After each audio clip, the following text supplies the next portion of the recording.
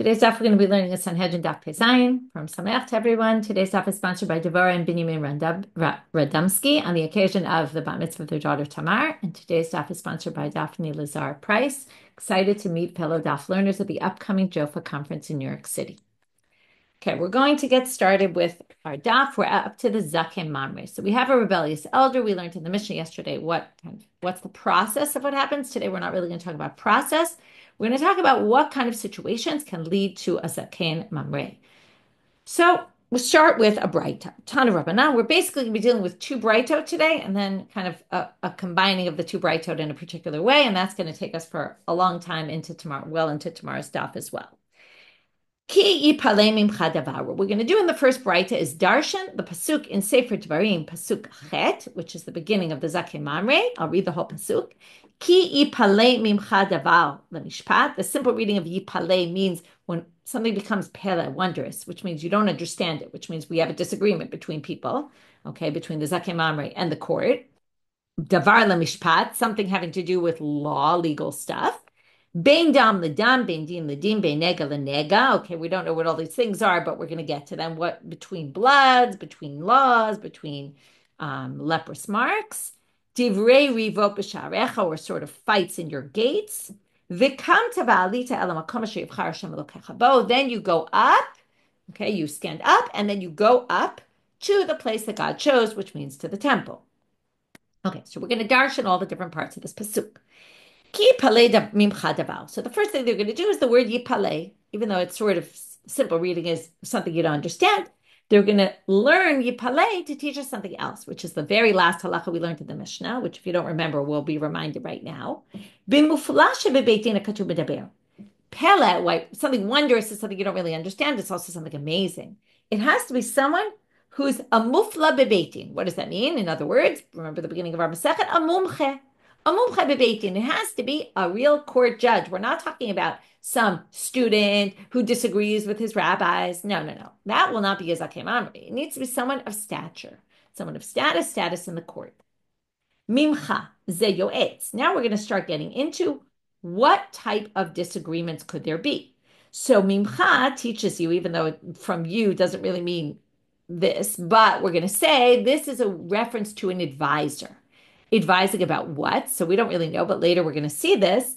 Rashi already tells you based on the continuation of the Gemara, Shenechlach ve'ibor shana karoi sod ve'etza.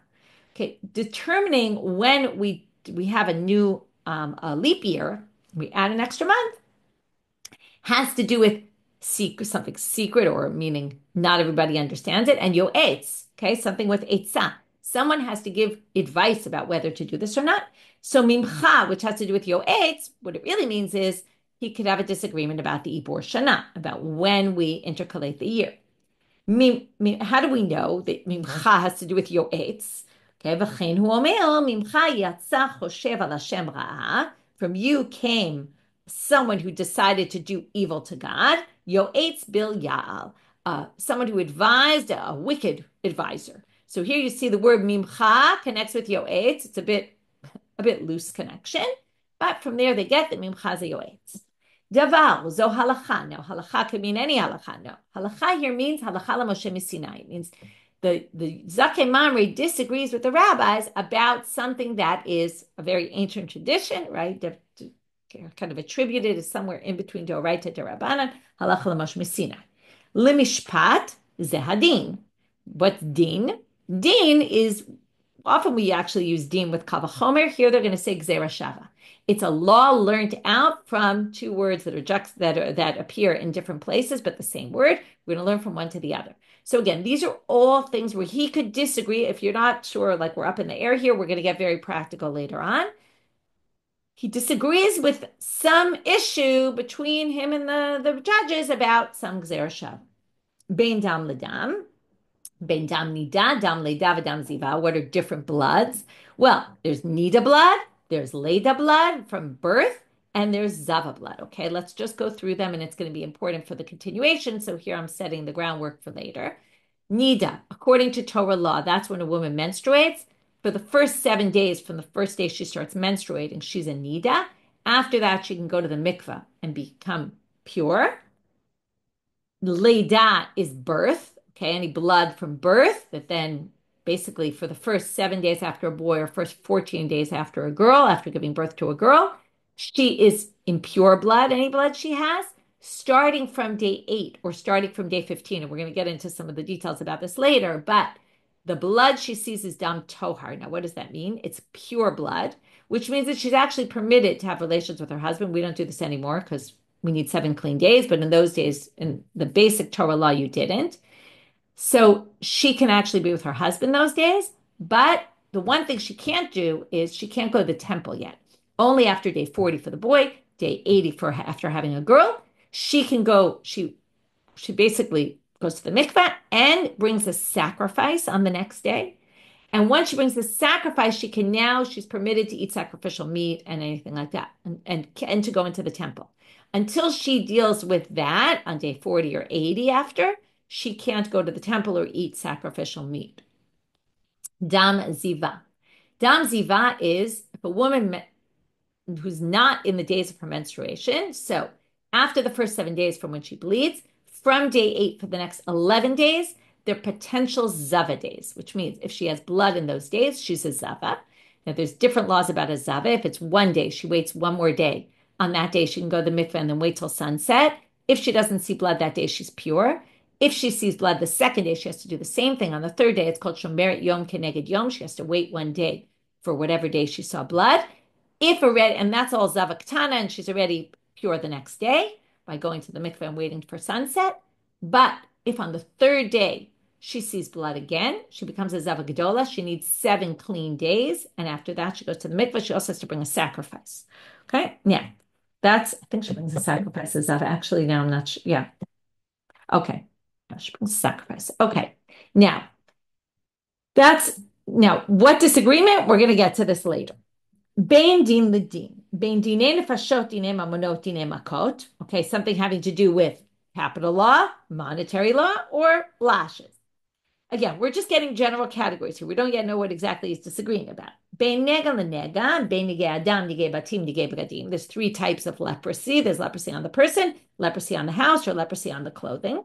Divrei, elu charamim, erachim v'akteshot. These are 3. Okay, divrei is speech, davar, l'daber, to speak. So these are 3 things that with your words, you create sanctity with them, either by saying the value of someone is upon me, or cherem, this is going to be cherem. So there's a machloket, we'll talk about this tomorrow, about whether it goes to God or whether it goes to the temple. And hekdesh, I just say this is hekdesh. Okay, and then you have to bring its value to the temple. Revot, zo hashka'at sota, that's drinking the sota waters. That's a reeve, that's a fight between a husband and wife. Arifat egla, that's when there's a dead body and it's between 2 cities, right? Which we assume a fight led to that. That's why it has to do with revot. And then you measure to the closest city, and that closest city has to break the back of the neck of a calf, and do a ceremony called the egla rufa ceremony to atone for the sin, because we don't know who killed the person. V'taharat mitzoran, the purification process of a leper. Okay, those are all connected to revot. Again, we're going to get into details of this later. Bisha'arecha zoleket shichau pe'ah. Those are the things you're supposed to leave in the field for the poor people. Again, 3 different categories of them. We'll deal with that tomorrow. Vikam. Okay, so that's all the different types of arguments that the Zakeh Mamre, these are kind of topics in which they could argue about the following topics, and he could become a Zakeh Mamre if, again, all the details, we're not going back to that, but all the details in the Mishnah we described yesterday happen, which is, again, he ends up disagreeing with them. They end up in the high court. The high court still disagrees with him. And then he goes back and he teaches in his city, and people do like he said. Okay. Now, Vikamta, we're still continuing though in the drashot. Now we're shifting gears a little. Until now we were darshaning. Okay, in the beginning we darshaned what kind of zaken. From there we got to which type of what's the list of topics they could be arguing about. Now, vikamta mi beit hadin, where are you getting up from? The court. In other words, it starts in the local court, like we saw. Then they go va'alita. What do we learn from this word va'alita? Why does it say to go up? Well, melamed Beit HaMikdash gava me'eretz Yisrael. From here we learn that the Beit HaMikdash is in the highest place in Israel. Ve'eretz Yisrael gavoha mikol haaretzot. And Israel is in the highest place in the world. The commentaries discuss this isn't exactly true. How do we grapple with that? Some people say high in a spiritual way. Okay. Anyway, we're going to put that question aside for right now. And the other thing we didn't deal with is where do we see in the pasuk that Israel is higher than all the other lands? We didn't see that in the pasuk. The Gemara is going to go back to that. Elamakom, melamed shamakom golem. Okay, go to the place where God chose. Teaches you that the only way to have a zakeh mamre law is if you do it in the temple in the Lishkat HaGazit. If, for whatever reason, which we know what reason that would be, the Sanhedrin is no longer in the Lishkat HaGazit. For example, there's a destruction of the temple and there is no longer a Lishkat HaGazit, and the Sanhedrin moves somewhere else, we don't implement zakeh mamre law. And we also don't have dinei nefashot when the Sanhedrin's not there anyway. But let's say for some reason we would, right? We wouldn't do it. Okay, that's the end of the braita. So here comes our question that I just mentioned. So we get where we learn from the pasuk that the Beit HaMikdash is higher than Israel because you start in one local court in Israel, presumably, and then you have to go to a higher, right? Not just higher court, but go up to the court because the court is physically higher. If we assume this means physical, because the Beit HaMikdash is higher. But where do we get that Israel is higher than all the other lands? That definitely didn't come from this pasuk. Well, they quote a pasuk from Yirmiyahu. There are days that are coming in the future. This is one of those positive prophecies. Lo yamer chai Hashem asher ha'elat b'nei Yisrael me'eretz Mitzrayim. They will no longer say this is the God that took the Jews up out of Egypt. Ki chai Hashem asher ha'elav asher hevi et zera be'Yisrael me'eretz tzafona u'mikol ha'aratzot asher yidachtim sham v'yeshvu al admatam. People are going to say this is the God who brought the Jews up. Here we go, up from the north and from all the other lands. So here you see, Israel it's going up to from all the other lands. By the way, where aliyah comes from, the word aliyah. Okay. Tanu Rabbanit. That was braita number 1, and then a little dealing with a side issue from braita number 2, which really had nothing to do with the topic of zakeh mamre. And now we're back to another braita about zakeh mamre, and then we're going to try to put the two together. Tanu Rabbanit. In this braita, we're going to have a machloket, not about what topics, okay, specific issues they could have a machloket about, but what are categories of types of arguments they could have, okay, meaning we're going to now talk much broader strokes, not specific cases, but categories. So we're going to have a machloket between 3 people, Rabbi Meir, Rabbi Yehuda, and Rabbi Shimon. Zakeh mamre eino chayav ela al davar shezdono karet v'shigato chatat. Divrei Rabbi Meir. Rabbi Meir says the only time you can have a zakeh mamre law, which again would be we're going to kill this rebellious elder, is if he differs with the rabbis on an issue that could lead to isur karet. That basically the zakeh mamre would cause someone that, according to them, the zakeh mamre wouldn't get karet, but according to the rabbis and the Beit Din who rules against him, the person would get karet for what they did. Only something that would lead to karet if the person did it intentionally. If it was unintentional, they would bring a sin offering. Only those topics. And that's going to lead us to a big question, because what we're going to eventually do today and tomorrow is go back to this braita that we read and say, how could all of those topics that we listed in that braita lead to isur karet? And they're going to have to be very creative in terms of some of them are going to be easy and some are going to be much more complicated. How can we get to a karet issue here? So now that was Rabbi Meir. And he says only that. If it doesn't get you to isur karet, it's not It's not a zakeh mamre. Rabbi Yehuda Omer, al davar she'ikaro midivrei Torah uperusho midivrei Sofri. Says the issue is that we're going to have the zakeh mamre is going to differ on not the Torah law, but how the rabbis interpreted a Torah law. Okay, later the next Mishnah is going to talk about a particular case, and they're going to limit this kind of to tefillin, where it has to be something that he agrees that there's an issue of tefillin, but he disagrees and thinks that you need 5 compartments in the tefillin and not 4, where he's taking something and he's kind of ruining it. That's like one interpretation of Rabbi Yehuda. But what he really is saying is it has to be something that the basis is in the Torah, and he doesn't disagree with that. He disagrees with the rabbinic interpretation of a Torah law. Okay, so without getting to the tefillin yet, which is a very limited area of this opinion, could be it's broader than that. And that's what he says. Now, the question the rabbis, the commentaries confront is he disagreeing with Rabbi Meir or is he adding? He said also karet and also this. And most people think he's actually adding. And it's not limited to only this, but that he's adding and saying not just something that leads to karet, but it could be just a rabbinic interpretation of a Torah law. Which, by the way, focuses on the fact, which makes a lot of sense, that he's not undermining the Torah at all. His whole issue is he's undermining rabbinic authority, which is what this whole thing is all about.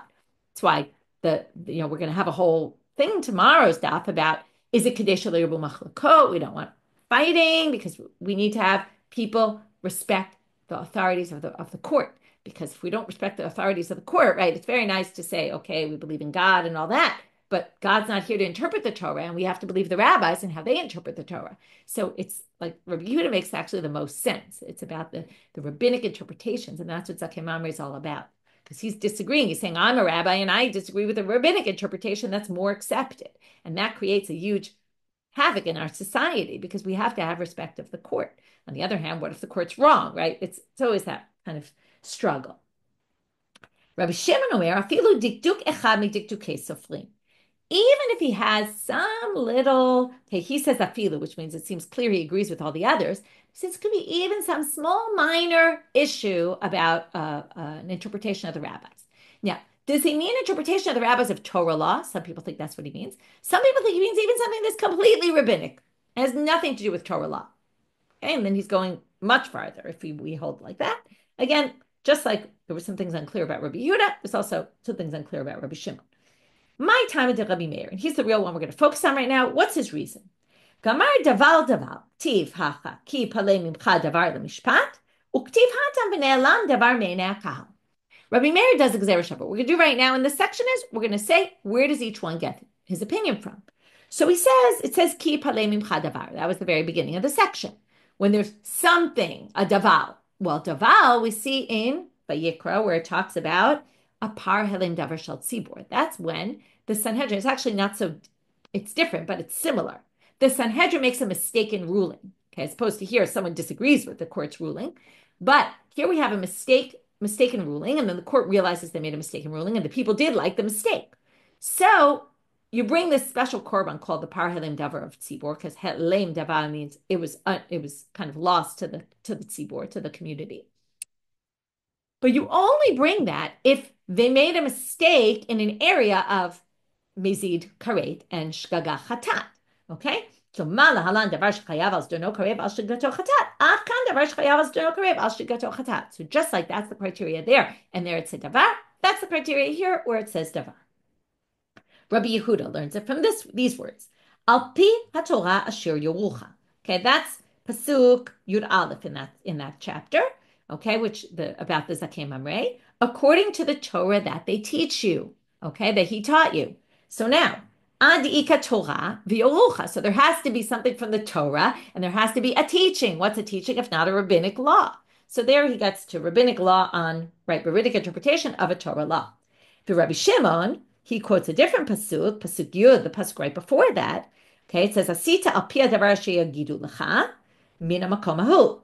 You go by whatever they tell you from that place. Now, whatever they tell you sounds like whatever, meaning afilu kol dehu, even anything.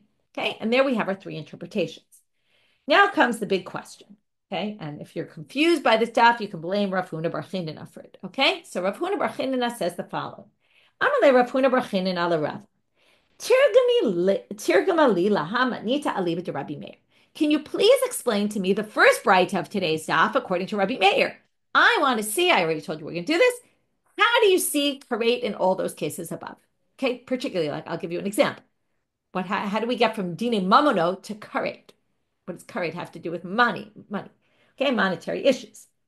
So he asked Rava the following question. Rava's answer is kind of funny. What does Rava say? So Rav Huna bar Chinna asked Rava, and Rava goes to Rav Papa and says to Rav Papa, please go explain it to him. Okay, like I don't want to deal with this. You can go explain it to him. Okay, I don't know if that's what he meant really, but he says, you go explain. So now comes Rav Papa, and we're going to start this today. And like I said, continue into tomorrow's daf, so you can see it's a very long sugya. We're going to go one by one and get to karet. You'll see certain themes that repeat themselves, but it's a little bit confusing. So here goes. Ki palei. So first they just quote. Okay, we don't need that. That's just saying he's someone who's a judge. Mimcha ze yoetz. And here we get what Rashi said before. Sheyodea la'aber shanim u'likbo chodashim. A yoetz is someone, an advisor, who knows when to determine the new moon and the add an extra month. Kiditnan, as it says in the following Mishnah. Now, every time we're going to have to find a machloket, and we're going to have to explain how that machloket could lead us to the Zakeh Mamre basically telling someone to do something that we get them karet. So, here's a Mishnah that talks about a Tanaitic debate. So, some judges said that you're supposed to be ma'abel shana, or I'm sorry, some rabbis hold that you could be ma'abel shana all of Chodesh Adar. Here we get the bonus today. We're going to talk about Purim on Purim.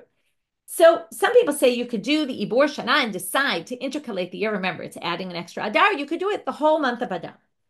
Shahayu Omrim, and why did they say this? Why they testify about this? Because other people said Ad Hapurim.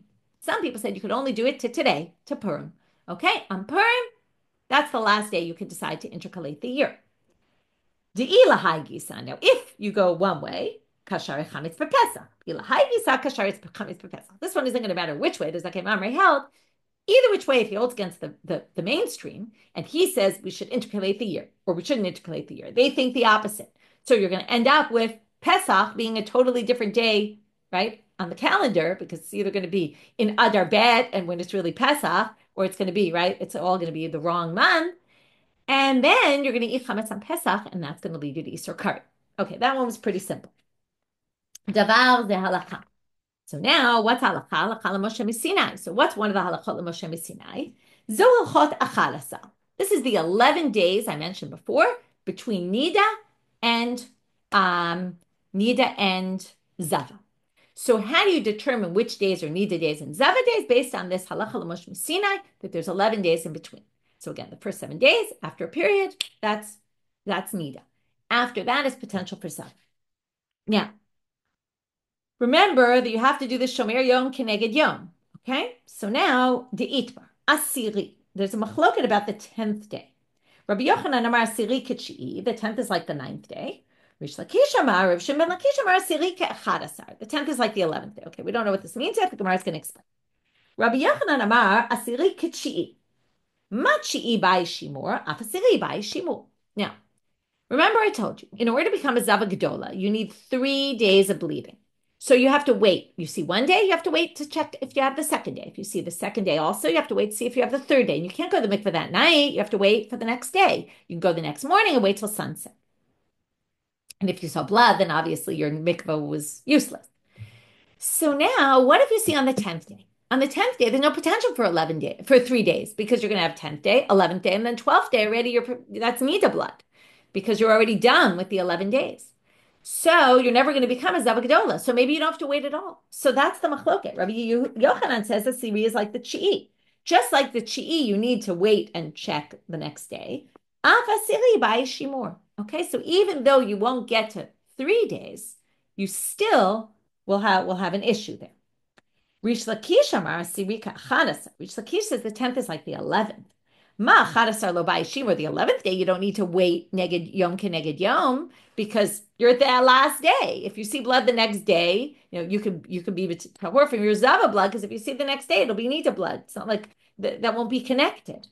So Afasiri Lo Bai Shimur. So that means, according to the second interpretation, and let's say the Zakeh Mamre goes by that second interpretation, Rish Lakish, you're going to be able to go to the mikvah at the end of the 10th day. It's 10th day you see blood, first day you saw blood. Instead of waiting the next day, he says you can go to the mikvah that night, and then a woman can sleep with her husband. Now, if a woman sleeps with her husband, and according to the other interpretation, she's a Zava, well, Zava is Isur Karet. It's like Nida. So that could lead to Isur Karet. Mishpat Zehadin, turning now to Amubet. What's a din? Din is a Gzera Shava. What law did we learn from Gzera Shava? We just learned this. Bito me'anusato, daughter that he has out of rape or out of wedlock. So it doesn't say so in the Torah explicitly, but we learn it from Gzera Shava. Da'amar Rava, Amar li Rav Yitzchak bar Rav Dumi. Ate hena hena ate zima zima. Remember the Gzera Shava? Okay, I'm not going to get back into all the Gzera Shavas there, but okay, really the zima zima is more for the punishment. Okay, but the hena hena is what gets you to the Isur there. And we're going to basically say, because remember there it was the granddaughter and we had to learn the daughter, so it would be forbidden. If the Zakeh Mamre says, I don't hold by that Gzera Shava, then he doesn't think it's forbidden, and then basically a father could sleep with the daughter out of wedlock. It would be Isur Karet according to the others. Issue. Okay, it would be Isur Sreifa also, but again, remember, all the Arayot had Isur Karet. Okay, maybe you don't remember that. But it says at the end of the Psukim there, like anyone who desecrates any of these things, there's also Isur Karet. So that's how we could get to an Isur Karet. Bein dam ledam. Okay, bein dam nida, dam leda, dam ziva. So now we're going to have to go one by one. Dam nida, beplukta da, kavya bein mahalalel v'rabanan, ditnan. Dam hayarok. Okay, this is a little strange. Green blood. What's green blood? Most people think it's some sort of yellow shade of blood. Akavya bein mahalalel mitameh, v'chachamim mitarim. Akavya bein mahalalel says this is a problem. And the rabbis say it's tahor. Okay, so simple explanation is, if the Zakeh Mamre holds like the Chachamim, and they say a woman sees this kind of blood, oh, she's tahor. And the court holds like Kavi Be'Malel, says, what do you mean? She's tameh. So again, he's going to allow this woman to sleep with her husband when really she's tameh. Even the other way, it could lead to karet. Why? If you hold like a Kavi Be'Mahalalel and say it's impure, and then she has impure blood, which really isn't, it's really pure, and she starts counting her nida days. And she counts day 1, day 2, and let's say on day 3 she actually sees red blood. So according to the rabbis, day number 3 is actually day number 1, because the dam yarok wasn't anything. If the Zakeh Mamre says the dam yarok was a problem, and she starts counting her nida days from day 1, by the time she gets to day 7, she goes to the mikveh, but she's really not allowed to go to the mikveh till day 9 because she started her count wrong. So it could also lead to karet. Dam leida beplukta de Rav Levi de Itma. Rav Amal ma'ayan echad hatorati ma'ato hatorati ra'ato. Now this is the way we generally understand dam leida. The switch from day 7 to 8 or day 14 to 15, depending on whether she gave birth to a boy or a girl, where we switch from dam tameh to dam tahor, is, I'd like to say, it's like magic, right? The same blood that was coming out yesterday or a few hours ago was what we call tameh blood. But the Torah says whatever comes out starting from when the clock, hits the next day is actually pure blood. It's ma'ayan echad, it's one stream. It's just the Torah said on this day it's tameh, on that day it's tahor. Levi Amal Shnei Ma'ayanotim. Levi says, no, there are 2 different streams. What does that mean? Nistama tameh niftachat tahor, nistama tahor niftachat tameh. In other words, these are 2 different streams of blood, meaning you can't just go from 7 to 8 magically and say, oh, same stream, well, now it's tahor. No, there needs to be a break. So if there's no break after day 7 of bleeding or after day 14, and the woman continually bleeds from the same flow, she can't start counting her dam tohar days. Now, if the Zakeh Mamre paskins like Rav that she can, and the judges hold that she can't, then we have a problem, because he's going to basically allow her to be with her husband when she's really not allowed to be. Now, it's going to lead again to karet. Okay, next. Dam ziva, beplukta de Rabbi Eliezer or Rabbi Yeshua, ditnan. Okay, here's a little more complicated. We have a woman who's about to give birth. And if she starts having contractions and she bleeds during the contractions, we're going to assume that's related to labor. But you have to understand also this 11 days between Nida and Zava, like there's days in the month where the woman, even when she's pregnant, is potentially Zava days. And there's days that are potentially Nida days. So she could theoretically be in Nida or in Zava when she's pregnant. So what if a woman has bleeding for 3 days before she gives birth and is a Zava? Now then she has a baby, and then she still has to deal with the Zava part. When she finally finishes her Dam Tameh and Dam Tahor, she's going to need, or at some point, she's going to need 7 clean days because of her Zava. So she's going to have to deal with that. So the question is, how do we determine when a woman's bleeding before she gives birth, how do we determine whether it was from labor, which means it's not Dam Zava, okay, and she's not going to be a Yoledet Bezov, it's called, where she's going to need 7 clean days after, or whether she's going to be that blood is just associated with the blood of birth, and then it's going to have the laws of the blood of birth. By the way, nowadays we claim that all women are yoldot bezov, and that's why we need 7 clean days after. That's why we're machmer. That's why we don't have dam tohar anymore, because we actually claim that all women, you have to be worried that maybe they had zava blood or something. It's a little bit of a complicated topic, but we always wait 7 clean days, also after nida, also after birth. But in those days, that wasn't the case. So now let's try to understand this. Ditnan. Kishta means she had labor pains. So she had labor pains with bleeding for 3 days. Within the 11 days, and that she was in her cycle of Nida and Zava, she was in the 11 potential Zava days. Now, here it's going to depend on im shafta me'elei. Gemara is going to explain a line or two. Shafta minatzar v'lo min adam. It means she stopped having the labor pains, but she was still bleeding. So if she stopped having labor pains, me'elei for 24 hours, v'yalda, and then she had the baby, harezo yoled bezov. If there was a break of 24 hours in the labor pains, then we call those 3 days that was zava, because it wasn't because of the labor pains, because there was a break in the labor pains. So we say, even though she started with labor pains and the bleeding was coming from that, since there was a break of 24 hours, that already separates the two. And says that 3 days of bleeding, we call that zava blood. And then she's yoled bezov. Divrei Rabbi Eliezer. Rabbi Yeshua Omer, Laila v'yom kalele Shabbat v'yomo. 24 hours is not sufficient to call. He's actually more lenient. He says, not if it was 24 hours. We're not going to call that zava blood. We're going to still view it as a continuum unless it was specific 24 hours. It was night and day, okay? Like the way Shabbat and Yom Tov come out, where it starts at night and goes to the day. So let's say it was 24 hours from 12 in the middle of the day to 12 in the middle of the day. You don't have a Laila v'yom. You don't have the night, right? Starting from sunset, going to sunset of the next day.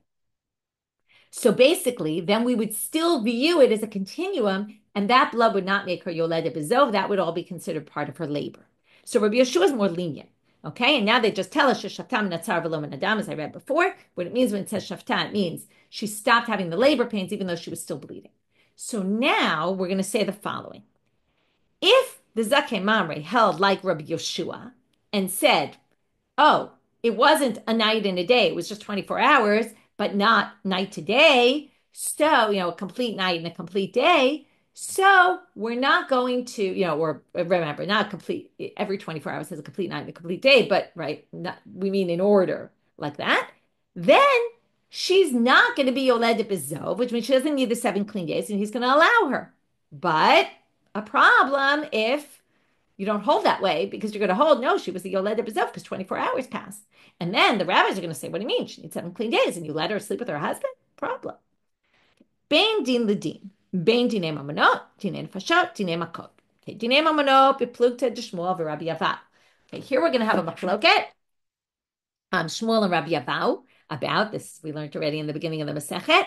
Namar Shmuel, shnayim shedenu dineim din, ela shenekrim beitin chatzuf. Right, if 2 judges rule the case, they're allowed to do it, but they're just called a beitin chatzuf. Right, they're chutzpahdik. They shouldn't be doing this. Rabbi Yavau amar l'divrei hakol ein dinehem din. Okay, Rabbi Yavau says their din is not a din. Okay, now according to this, 1 second. Right, if the court, right, I think they explained this could go both ways, but I just want to check one thing. Okay,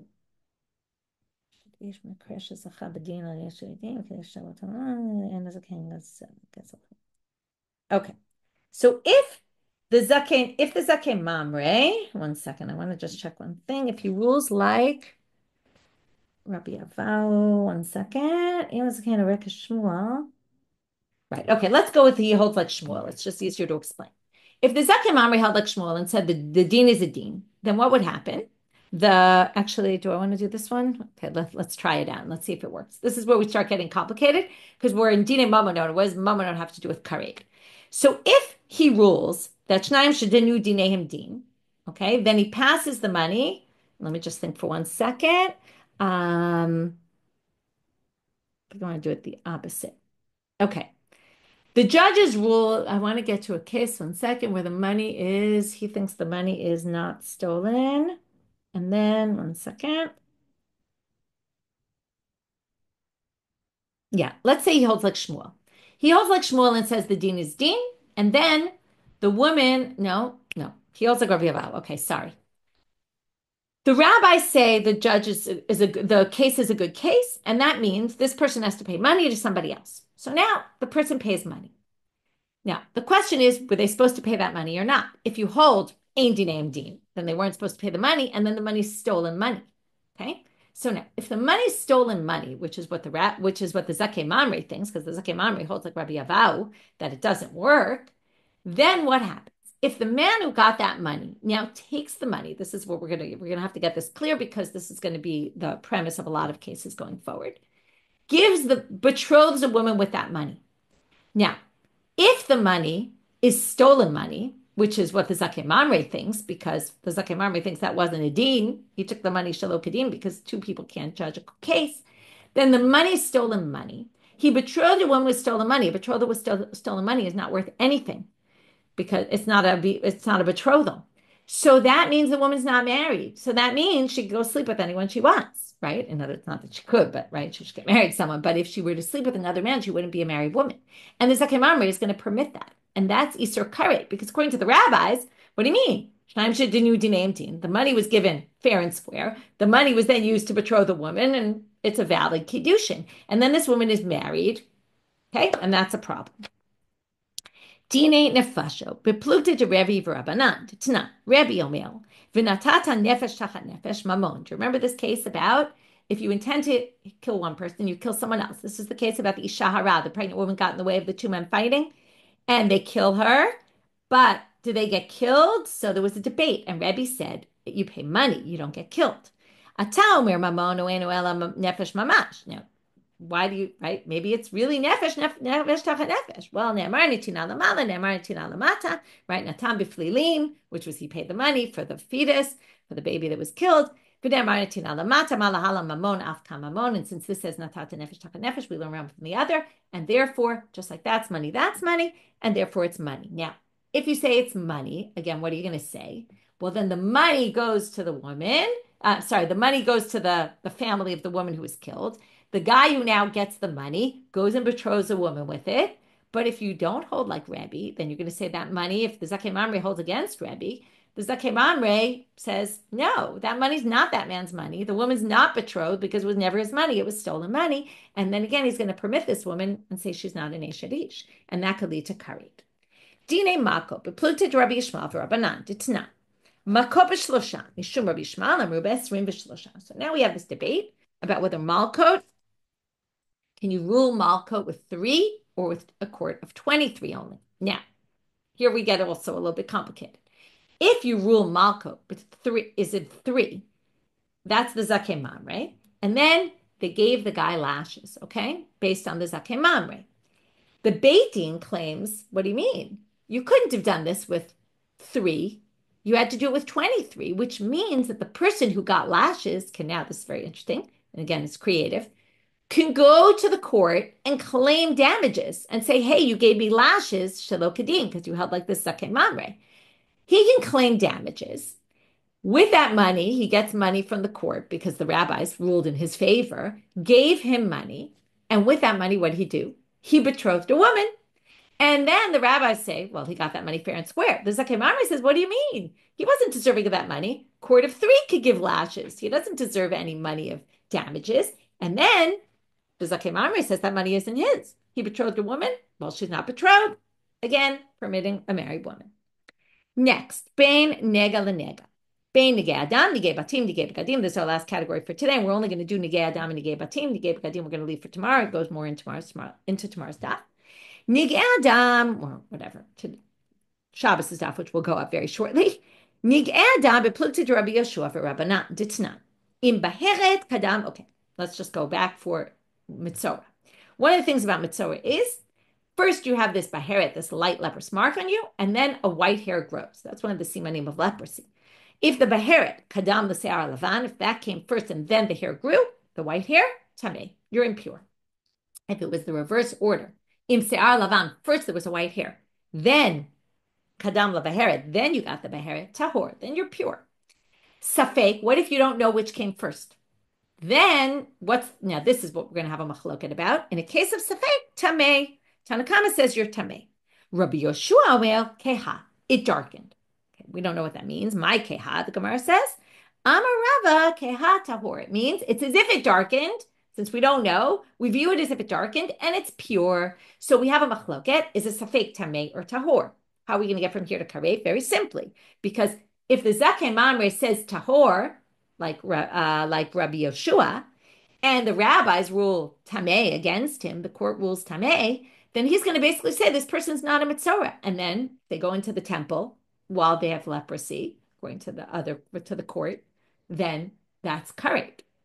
Nigei batim, bepluta de Rabbi Elazar Rabbi Shimon Rabbanan. Last one for today. Ditnan Rabbi Elazar Rabbi Shimon Umil. Lo'olam in Abaya Tameh. We saw this just recently. Ad shira ekesh negri simal shtei avanim b'shtei kotalim b'keren zavit. The only way it's going to be a problem is if you see it, two grease on two stones on two walls in the corner, right? You have a leprous mark that goes right around the corner like that, or kokesh negri sim. Its length is two grisim. V'rochbo ki grease. And the width is like a grease, right? That's like a bean, like a pod, like a bean size thing. Okay, so it has to be on those two walls in the corner. If it's not, let's say it's on one wall, not a leprous mark on the house. Now, what if, right, the rabbis disagree with this and say, or Tanakh disagrees and says, no, it could be on one wall. It doesn't have to be on these two walls in the corner specifically. So now what's going to happen? If you hold like it has to be in the corner and it's not in the corner and it's on one wall, and that's the Zakeh Mamre holds that way, then he's going to say this house is pure when it's really not. Okay. And then we're going to have a problem because if someone's in the house and they become impure from the house and then they go into the temple, problem, they're going to be Isur Karet because they're really Tameh and they went into the temple. Okay. Or ate sacrificial meat, by the way. It could be that also. And that's how, so again, quick summary of today's daf. And with that, we're going to finish. Everyone can go to Megillah or Suda, wherever you have to go, depending on what time, or go to sleep so you can wake up for Megillah. We now have, number one, a list of cases. Number two, a braita with a machloket between what categories of cases. And then we took the first category of karet. How does karet fit into all those cases in that braita? And again, you can thank Rav Huna Bar Chinina for our daf and for tomorrow's daf for asking that important question, which got us to trying to connect the dots between all those cases and Isur Karet. And with that, we finish for today. So everyone a Purim Sameach, Shabbat Shalom, and B'sorot Tovot.